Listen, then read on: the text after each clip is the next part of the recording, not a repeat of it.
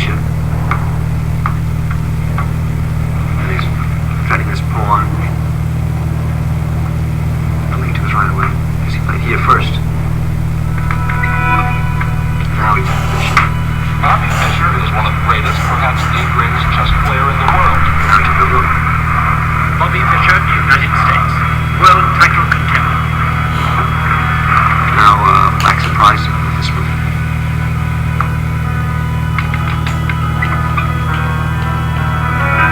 Bobby Fischer is an isolated man. Bobby Fischer's a strange man. People think that there's something wrong with the man. The king moves. Takes the queen. The great Bobby Fischer is here today. Like a child, not a champion. His social life is a vacuum. The most arrogant man you're ever likely to meet. He takes back and is checked. Looking for Bobby Fischer. Whatever happened to Bobby Fischer? Cutting this pawn and endless game. Bobby Fischer is searching for asylum. Fischer against the world. And here, white resigned.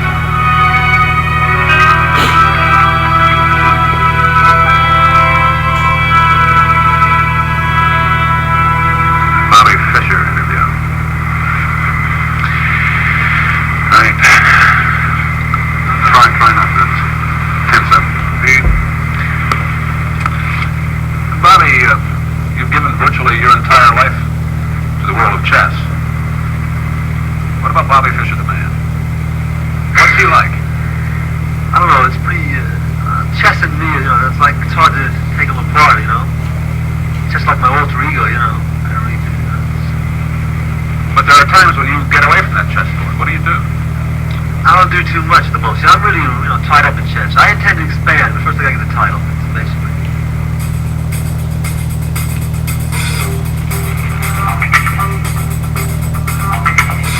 Bobby, what does it take to make a good chess player? Power, skill, patience, study a lot,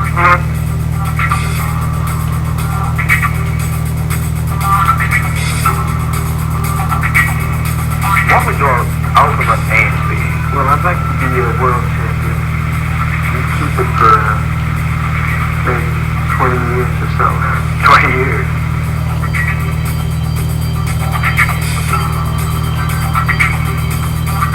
Fischer is the chess. But Muhammad Ali is the boxer.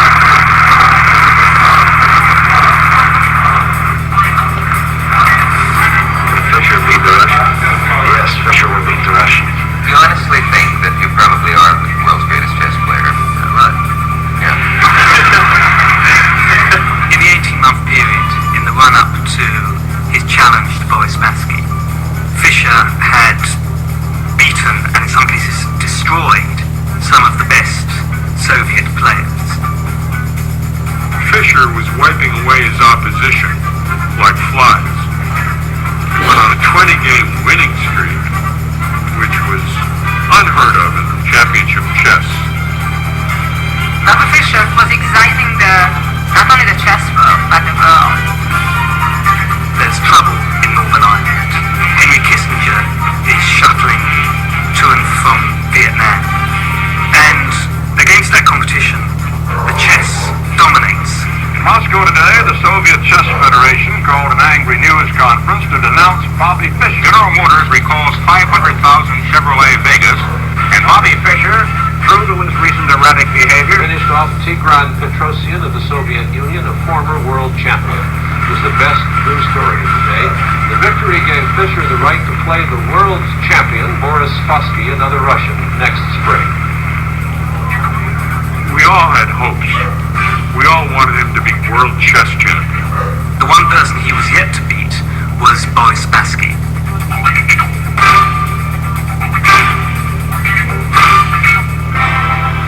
You said it's your title the Russians are holding. You don't like the Russians. The Russians have cheated at chess. They've tried every way to avoid me, to avoid giving me a chance for a match. And they've slandered my name. And they're afraid of me. They have been for years. That's the true story. And now you're going to get them? I'm not going to try and get them. The Soviets have been winning these tournaments, and I thought it would be good for America, for democracy.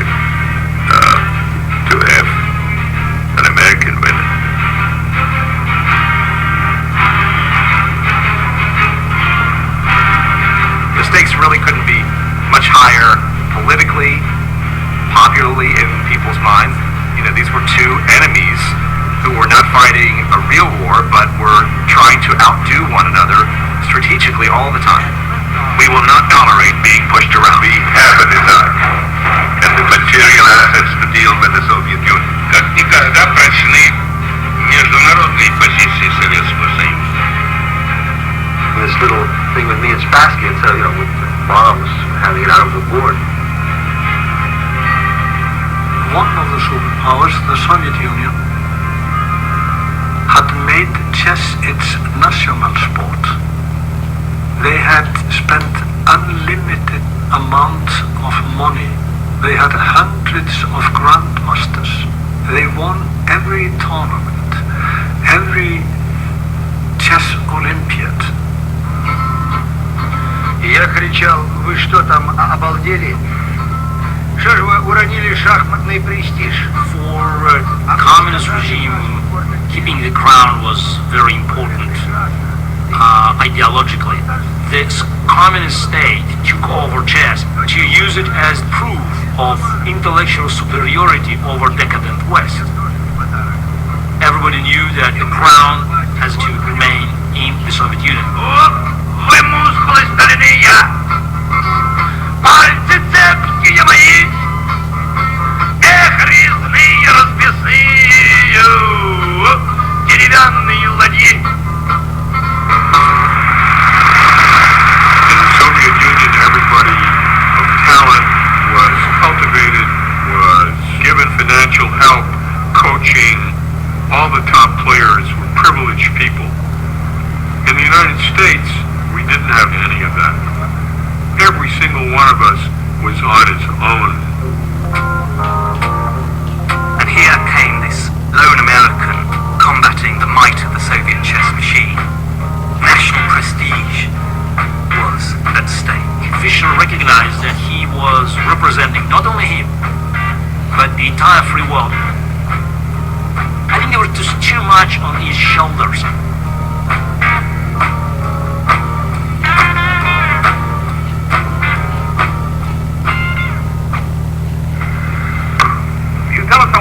And where you're from? 15, I'm from Brooklyn. He's 15 years old and he is from Brooklyn. All right? Will you show your headlines from camera 3 and to Dick Clark, because we'll make him go to work on you. It says, teenager strategy defeats all comers. This strategy, did it involve finances? No, Did you have any help? no. Did it all by yourself? Did it make people happy? Made me happy. This young man's name is Bobby Fischer, and already he is the United States chess champion. He is 15 years old and he has defeated the Masters. He is the United States champion in chess. I met Bobby when I was 14 and he was 8. In one of the chess clubs in Manhattan. He was the youngest kid around. He was unassuming. He was well-mannered.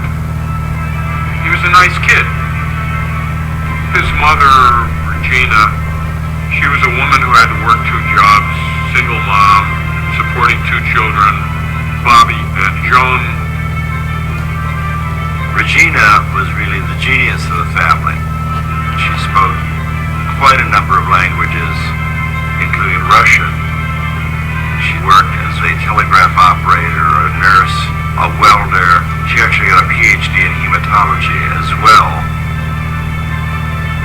She was an activist. She was a communist. And the FBI files on her are quite extensive. His mother was hounded by the FBI because they thought she was possibly a Soviet spy. This was a period when Jew communists were equated. So his mother denied his Jewishness.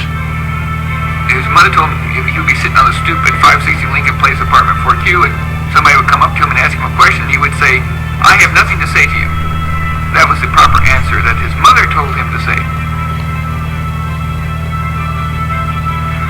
You're from Brooklyn originally? Chicago, well, born in Chicago. Moved to Brooklyn when I was about 6, 7.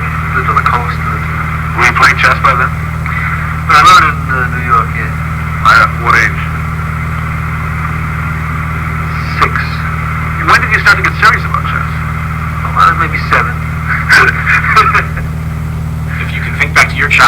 all the things you did after school and on the weekends, and imagine just filling all that in with chess study, chess lessons, chess practice, chess competition.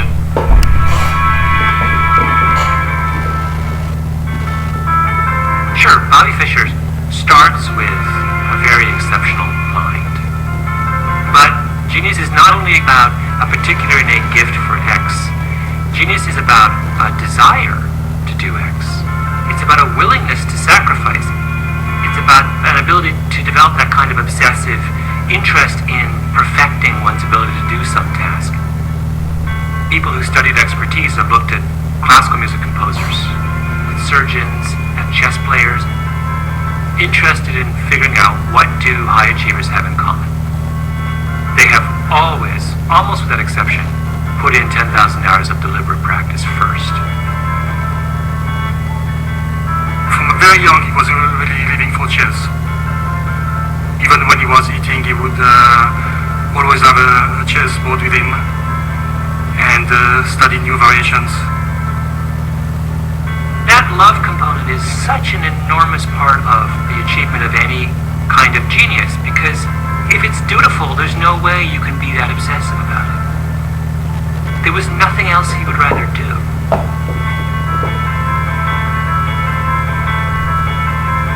I started playing games with myself. I would make the white moves, the black moves, just play through the whole game, and eventually I would checkmate the other guy.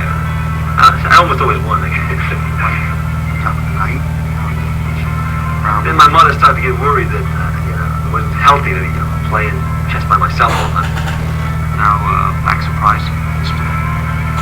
Regina was so worried that she decided to take him to a psychiatrist. But the psychiatrist said, "Don't worry, there are worse things to be obsessed by than chess."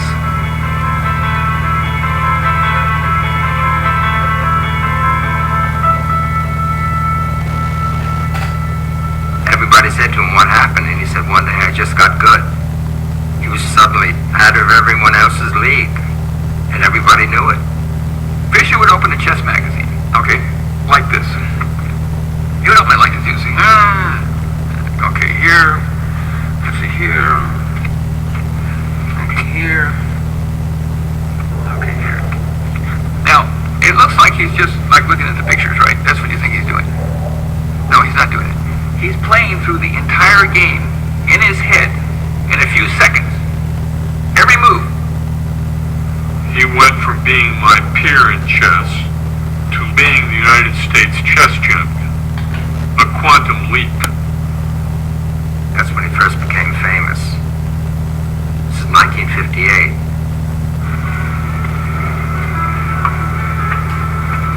No chess player ever made much money in those days. And my father basically arranged an exhibition tour for him in which he went from city to city playing anywhere from 40 to 80 people at a time. And I don't know how much he got then, maybe $5 a board.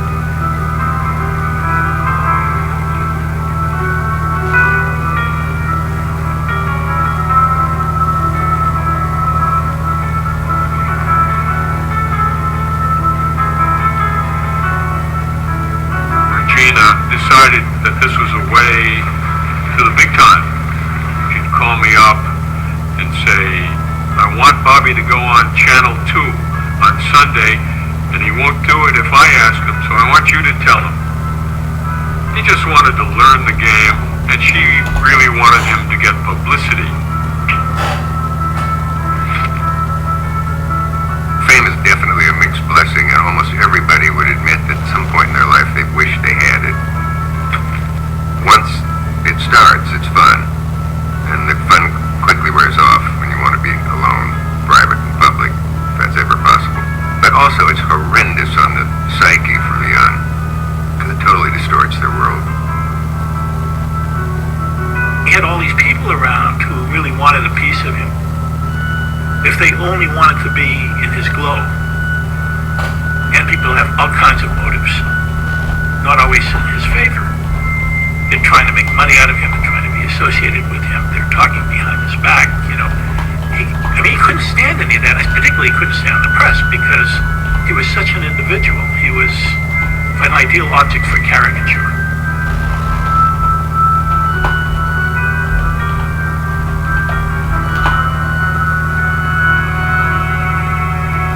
You watch television? No, not much. Very rare. What? I don't know. I read that you get little radiation from it. I don't know. I've talked with a few scientist friends of mine. They say, you do. It's a fact. You do get a little, but they don't think it's dangerous. What kind of magazines do you like? Well, my favorite magazine is Confidential. I read that all the time. Why do you like that? It's got a lot of inside stories on things like water pollution. It's pretty interesting. I like read up on that. A lot of things that the government is concealing, you know. Fisher looked at the world his own way.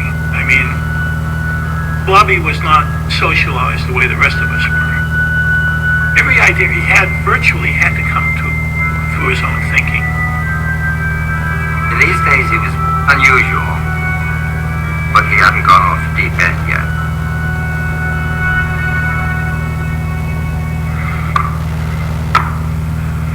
Boxing champions have been coming to the Catskill Mountains of New York for almost half a century to get in shape. But does a chess champion need to train physically? Take a look behind that window into the training headquarters of Bobby Fischer. Championship chess is a physically exhausting game. More than just a test of mind and will, it is a contest of physical endurance too. Bobby is 29 and he lives virtually a monastic life. He lives alone, always in hotel rooms that seem barely larger than chessboards. A lot of the time he won't even answer his telephone. The television set is his window on the world. Exercise is part of it. I'm a world-class Olympic-level coach. I'm also a world champion in the bench press, and I've trained a lot of celebrities, but no one can match the fabulous Bobby Fischer. He was interested in the human body, how it performed, and how it could be more productive. He said, I want you to work on my grip. See this dynamometer? I want to squeeze this thing all the way to the end. I said, the world's strongest man has not squeezed 100 kilograms. He said, I'll squeeze 105. I said, why? When I shake that little Russian's hand, I want him to feel it. I started him off with a little swimming, racquetball, which we were quite good at, a little weight training. I said, repeat this after me.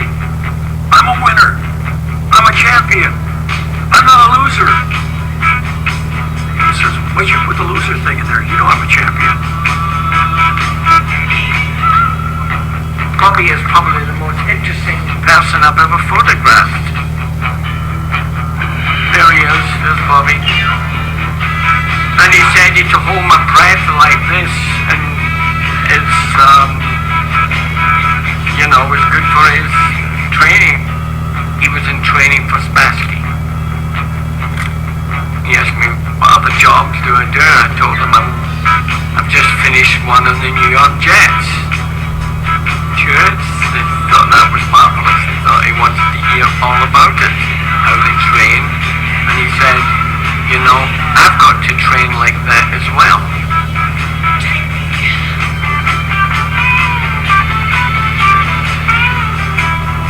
And he didn't mind anything I did. But it could have gone either way.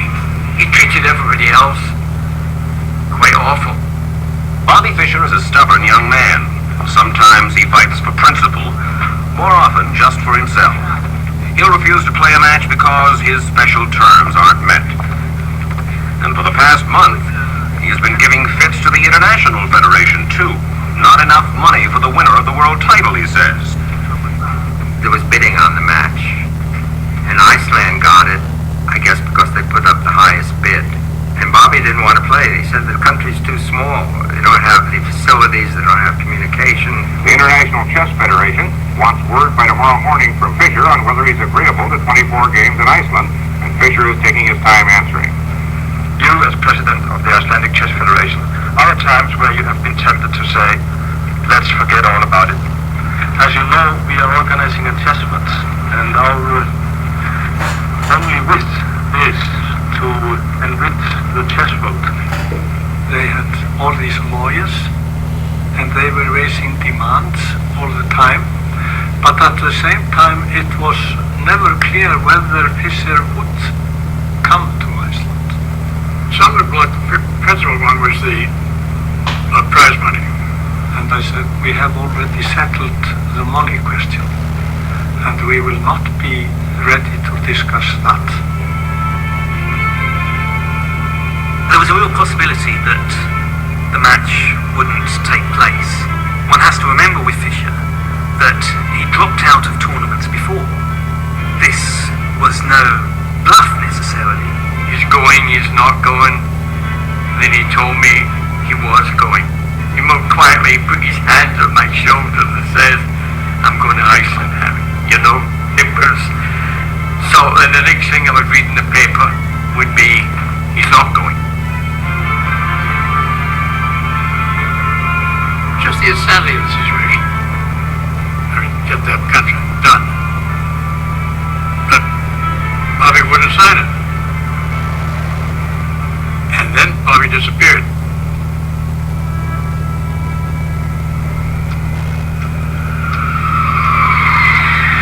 Boris Spassky, the world chess champion, came to Iceland 12 days before the match scheduled to start Sunday. Spassky said he wanted time to get used to the place, without, incidentally, being constantly molested by a newsman. Bobby Fischer was also sensitive about being photographed, sensitive to the point that he kept not showing up.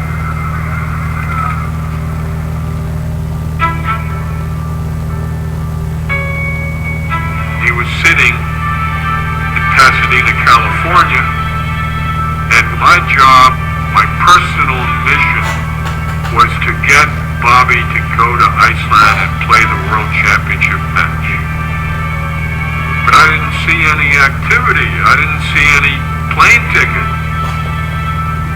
I said, Bobby, I have to go to New York. My dad is sick. Let's travel together. You'll be that much closer to Iceland. He said, yeah, I think that's a good idea. Travel with a friend. Yeah, okay. I was getting him closer to where he had to go. I took him to Kennedy Airport. We were headed for the Icelandic Airlines counter. Somehow, a Daily News photographer spied him, and Bobby started running. He wasn't just running, he was sprinting. I turned around, and I stopped. I put my hands up, I didn't say anything. And Bobby kept running right out of the airport to the curbside limousine that got in and left the airport. Where to? Nobody knew. It was only 3 days before the scheduled start of the match. Chess history was in the balance. I said you could stay at my parents' home in Douglaston, Long Island.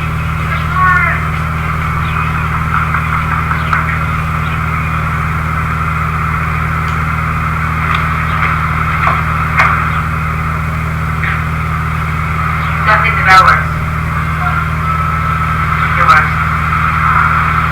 I asked what you're up for. Hi, where are you? Why are you in our driveway? Is there some reason why you want to be in our driveway?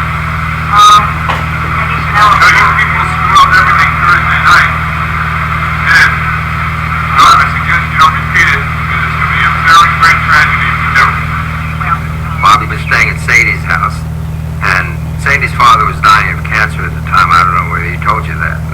They were trying their best to get Fischer on that plane to Iceland.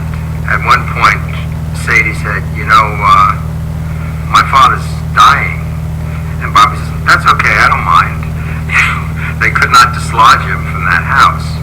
This was probably the most stressful week of my life. Are you Dr. Sadie? Yes, I am. Mr. Fischer made it clear that he would try to go to Iceland tonight. Did he express these thoughts to you? I made it clear to whom? We had talked to a few people, and they had the impression he was Well, going. Everybody can have impressions, but the only person who knows what Bobby Fischer is going to do is Bobby Fischer. That's about all I really want to say. I see. I want you to all keep cool. At one point during his stay at our home, he simply said, "It's over. I'm not going." Still no sign of Bobby Fischer. Today, the International Chess Federation postponed by 48 hours the start of the match, but it said if Fischer is not in Iceland by noon on Tuesday, he will be disqualified. Mr. Dodson, if I may ask, are you worried? No. And I just wondered if you've ever seen Mr. Fischer, if you have any proof that he actually exists. That's a good question.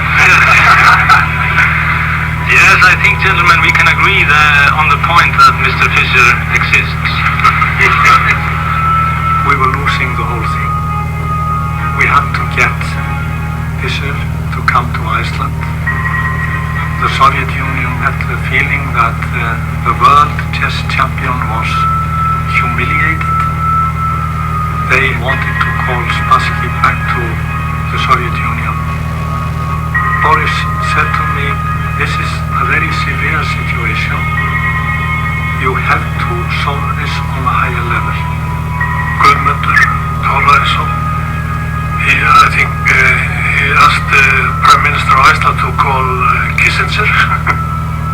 Fischer was very reluctant to go, and I placed a call to him, and I said to him, "Go."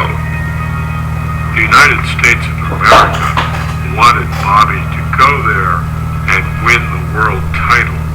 By that time, James Slater, the British multi-millionaire, had already doubled the purse. So Fischer's answer to Kissinger was, "Yes, I've decided to play." What finally did make you decide to go then? I feel that the prestige of this country is at stake. Some people have suggested this was psychological warfare against Spassky on your part. Does that figure into it? No, I don't believe in psychology. I believe in good moves.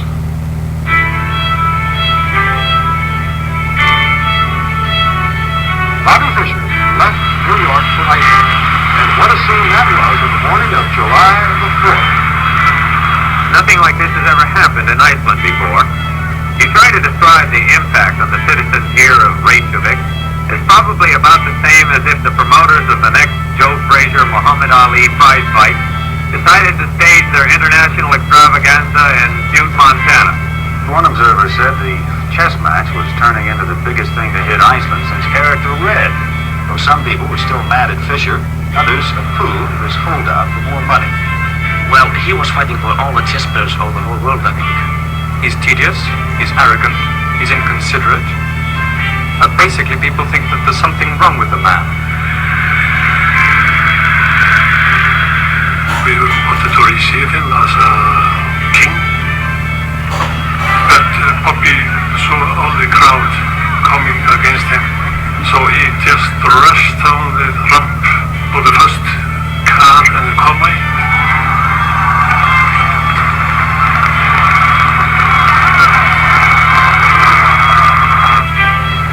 Became his private bodyguard. It was a big moment for me, you know. I was more of his friend than a bodyguard. He was quite a character, you know. He could be gentle, but he could be like a volcano sometimes. And it was better to know when to speak and when to keep quiet, actually. Finally, Bobby showed up in Iceland. Now, is he going to really play for the World Championship? It's been a long road for Fischer to this game, and it'll be a long match at the end of that road. Both he and Spassky have to play 24 games. The match could last up to 2 months. Each game runs to 5 hours, the most intellectually exhausting battle known to the mind of man. The World Chess Championship.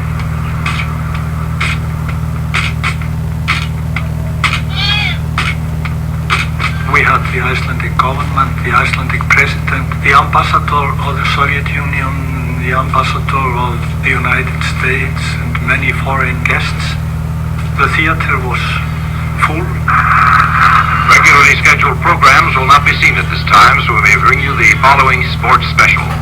ABC Sports presents the World Chess Championship match between Boris Spassky, the defending champion from the Soviet Union, and 29-year-old Bobby Fischer, the challenger from the United States. It was the Super Bowl. The audiences were gigantic. People stayed home from work. People were lining up in front of TV sets in department stores. There were chess groupies. From Times Square, they were showing the game live. It was that important. Let's find out from you, Larry, if there are any late-breaking developments. They might fuss around with the chess pieces and the size of the board and the lighting, but I'm fairly confident the match will start on time. Boris Spassky, the world chess champion, was there with all his assistants. But Fischer was not here. The clock has now been started. It was officially 5 o'clock in Reykjavik. Spassky is obviously anxious about the whereabouts of Mr. Fischer. Bobby was nowhere to be seen. And all of us despaired. If Fischer doesn't show up, by the time 1 hour has elapsed, he forfeits the game automatically. Oh, there he goes now. He's just played one pawn to queen 4. You saw Spassky make his move, then he touched his clock, which turns his clock off, but turns his opponent's clock on. So Fischer's time is now ticking.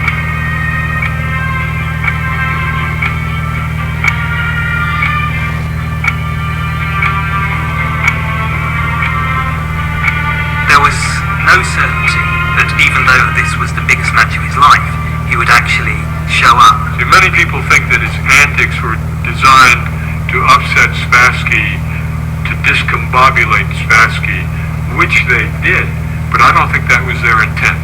I don't think any of this was directed against Spassky. It was his own inner demons that he was fighting. Unpredictable Bobby Fischer. Nobody really knows why Bobby Fischer does or does not do anything. The most individualistic, intransigent, uncommunicative, solitary chess master of all time. He has no permanent home. Fischer is a nomad. Speaks to almost no one. No contact with his family. Troubled child. He hasn't seen his mother in over 10 years. Is your mother still living? Do you get a chance to see her very much? I haven't seen her in a few years. What about your father? No, I don't see him. Are they living together? No, I never talk about my father. That's what Fischer. I never talk about my father. This was what led me to realize that there was something special about Fischer's father that nobody else knew. Regina Fischer has a 900-page FBI file, and one of the things it reveals is that Bobby Fischer's father was not Gerhard Fischer, as had been supposed and as the family had allowed to be known. In fact, Bobby Fischer's father was a man named Paul Nemeny. Gerhard Fischer, who was officially listed on the birth certificate, never came to America. Regina and Paul Nemeny met at a university near Denver, and they had an affair. Regina moved on and took the baby Bobby with her. Regina often, because she was destitute and needed help, would go to social service agencies and ask for help. Paul Nemeny would show up and consult with the social workers because he was very concerned about Bobby. He said that Bobby, even at a very young age, was a very upset child. He was afraid that he wasn't being raised right. Later, when Bobby moved to New York City, Paul would come and take him out to restaurants and would admonish him for having bad table manners and would basically act towards him in the way that a father would. One day, Bobby asked his mother, "Where's Paul? Why isn't he coming around anymore?" When Nemeny died, that's when his mother told him he was his real father. He learned about it only about the time he was 9 years old. Chess to him was the ultimate escape, his single obsession.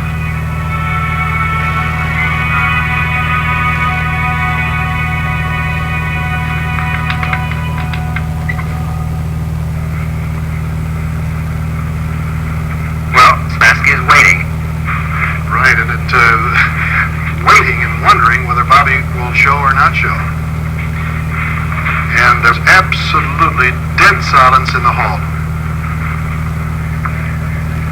Spassky is pacing, he's nervous, and... Wait, here comes Fisher, coming onto stage saying that he was caught in traffic. And I think Spassky was visibly relieved. And also perhaps pained. It didn't look like this match would happen. But finally it happened. And it was phenomenal. How do you spell relief, okay? Now, for the first time, we're looking at Bobby Fischer, the man that 8 times has won the United States Open Championship. I remember saying on TV at one point during the match, I said, we're really lucky to be alive at this moment when Bobby Fischer is playing Boris Spassky.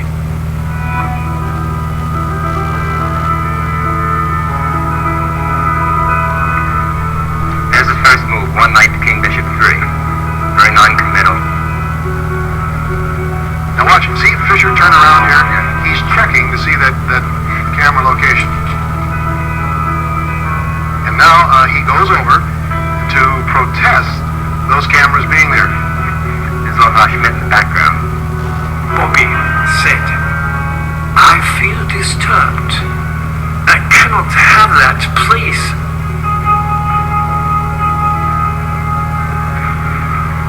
Spassky remains serene and imperturbable throughout all this.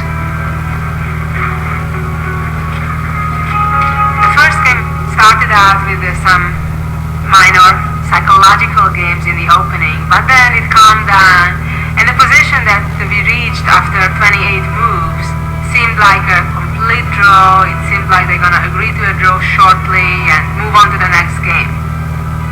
All the pieces were traded. They got into an endgame. Each side had a bishop and a bunch of pawns. It was very easy. It was a dead draw. The position reached a very even position, virtually symmetrical. And Fischer went haywire. He did something that hardly anyone would do except a rank amateur. He grabbed a pawn, allowing his bishop to be trapped. He made a colossal beginner's blunder. He took a pawn, which allowed Spassky to trap his bishop. We couldn't believe it. This looks like an error, but this is Fischer playing the move. There must be more to it than that. There must be an explanation. There must be some deep combination that we've missed. И думал, что в крайнем случае он все же ничьей добивается. Но он хотел показать Спасскому, что он готов с ним бороться. Вот и он пошел на эту борьбу. Но Fischer ошибся. Bobby saw 6 moves ahead here.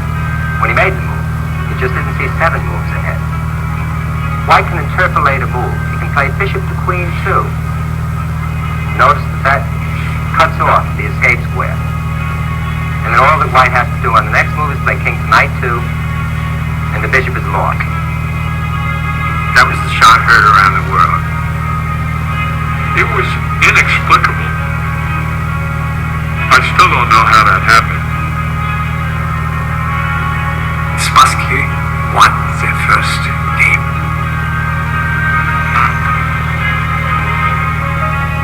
You had to get to 12.5 points.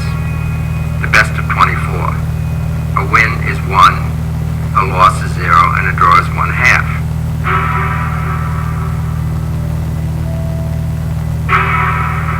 He had an agreement that the cameras be quiet, and Bobby said they aren't quiet, and they disturbed me.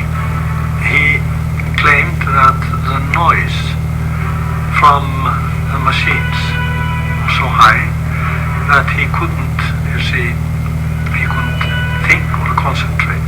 I believe that, by the way. I think that he had hyperacusis, a medical condition characterized by excessive sensitivity to noise.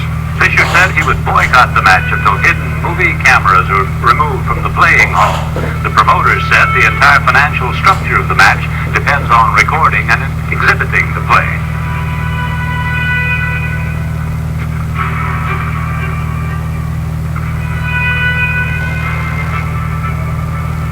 He asked to put the camera away.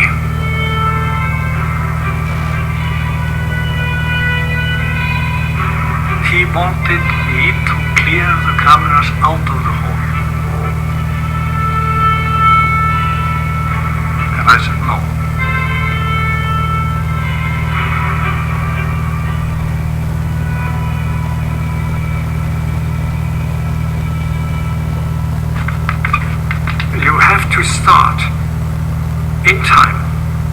if a player is not present, you have, as the arbiter, press his clock.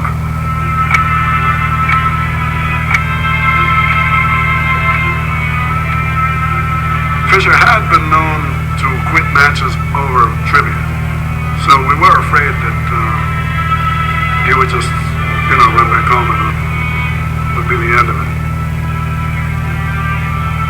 Bobby did not show up. I had, as the arbiter, to forfeit him, and for a moment I thought, did I made the right decision? Was it fair? Was it correct? But it was necessary. There was no other way. This night I remember that I have been woken up by tears in my eyes, that I, as an arbiter, had to destroy a genius.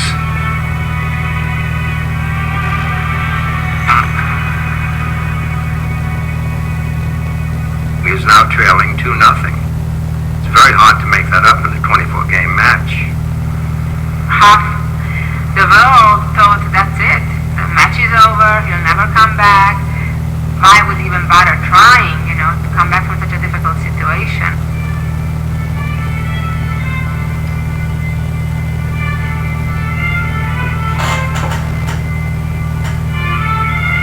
During the match, he would knock at my door about 1 or 2 in the morning. We'd just walk and walk.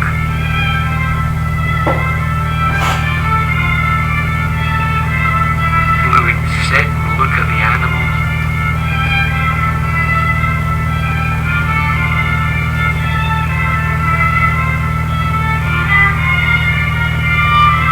He loved animals.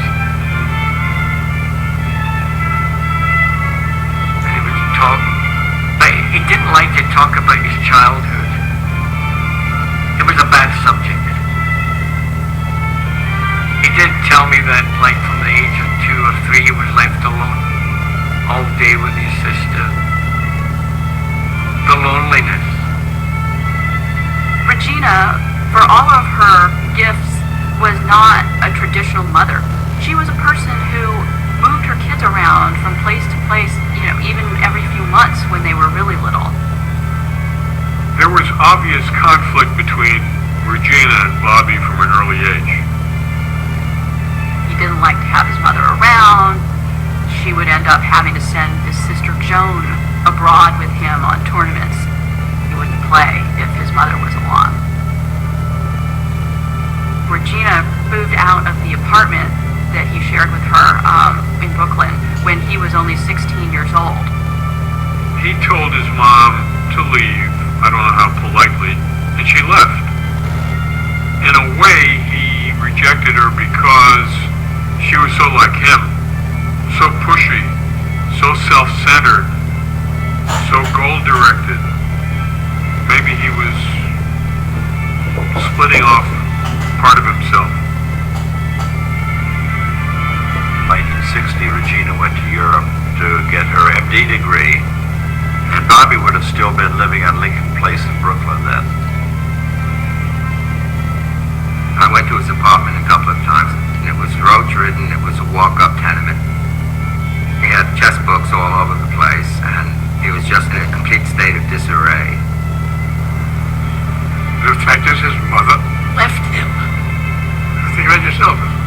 Suddenly, your father wasn't there, and your mother disappeared. You said goodbye. How did you feel? What would have happened to you? Bobby is all chess. I don't play chess, and I don't pretend to speak for Bobby. But I feel that whatever I do here, whatever I say, help make the Vietnam come to an end more quickly, will help every son, every daughter in the whole world. 1, 2, 3, 4, sign the treaty, end the war. 1, 2, 3, 4, sign the treaty, end the war.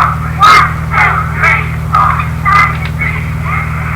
I'm not going to believe this, Bill, but I'm inside of a big tunnel about 12 feet away from where the players are playing. The problem, of course, is that Fisher has stated that what does the right, no step whatsoever. Fisher said, well, I'll continue, but the third game has got to be away from the auditorium inside a sealed room. It's a little ping pong room at the back of the stage. And Spassky agreed. You can't change the location without both sides' permission once the match has started. He could have claimed the match on a forfeit. He didn't have to play in that packed room. If he hadn't, Fisher would have not played, and the match would not have continued. Bobby started again to quarrel. No, not this one and not that, etc. And Boris said in this moment, so I retire. I do not want this. This is too much for me. If so, we end the match. The two boys were standing together at the table, and I took them here. Both pressed them down on the stool. Now you play.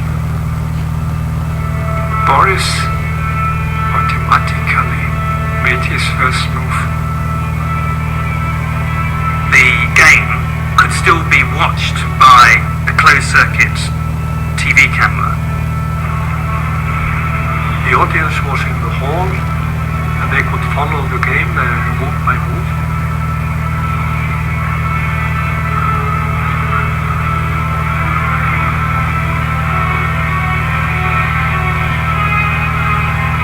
In Game 3, Bobby played an opening, a defense he had never played before, the Benoni, which means son of sorrow.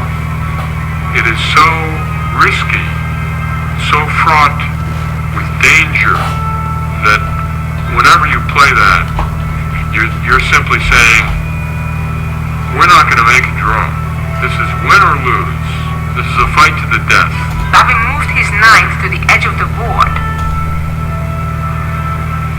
There's a saying in chess, Ein Springer am Rand bringt Kummer and Schaden. A knight on the side I will not abide. It was against principle.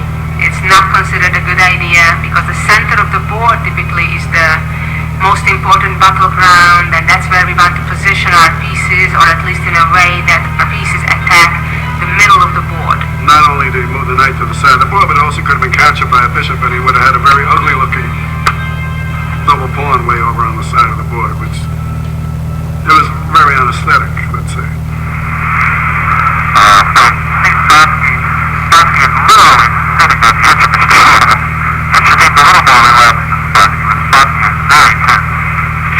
Bortins, you've seen him? What? I see. Spassky obviously hadn't spent that much time studying this kind of position because the move was, or the idea was relatively rare. So that put already Spassky in a difficult psychological position. Spassky did not find the best continuation and was consistently outplayed until Fischer won his first game of his life against Spassky. He was on the scoreboard.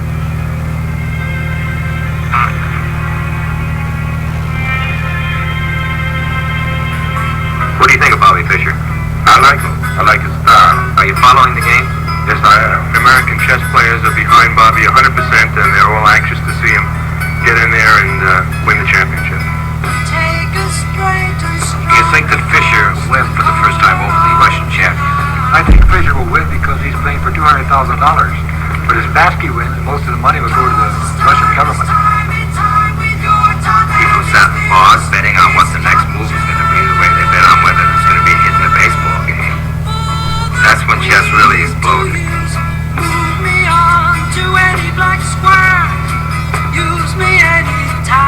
Tell me what turns you on about chess. What? You hope to be as good as Bobby Fischer one day? Well, I hope so, but I doubt if I would be. Why?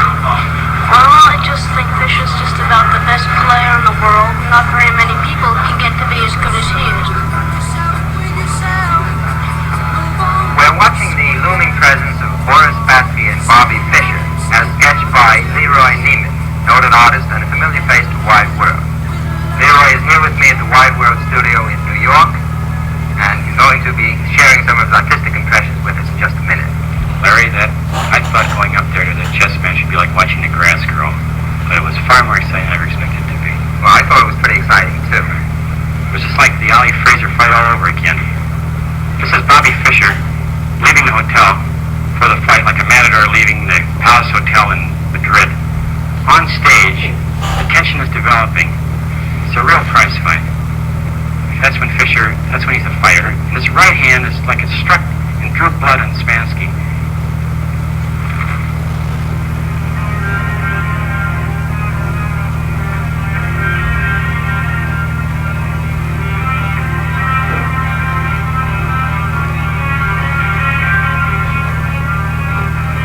The score was even. 2.5, 2.5. Spassky was not himself. All these shenanigans had affected him adversely. He was not playing his true game. Полный разгром фиаско. Почему Спасский был в какой-то степени упрям? Потому что когда встречаются двое, я повторяю, нет, и когда кто-то что-то уступает, нет вакуума психологического. Если ты уступил, то это место занял другой. Вот так произошло в третьей партии. К нам поступила, наверное, масса писем, и в письмах говорилось прямо: следите за Фишером, он вот то-то, то-то, то-то делает. They believed that the chess had been wired and the lighting fixture to destabilize Boris's concentration. That's when Boris cracked.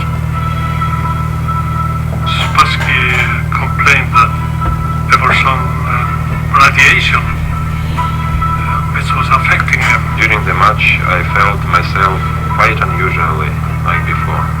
So that was the reason to be for myself. I'm not suspicious man, to become suspicious. There might be something in the chair. There might be something on the surface of the chair. There might be something in the light.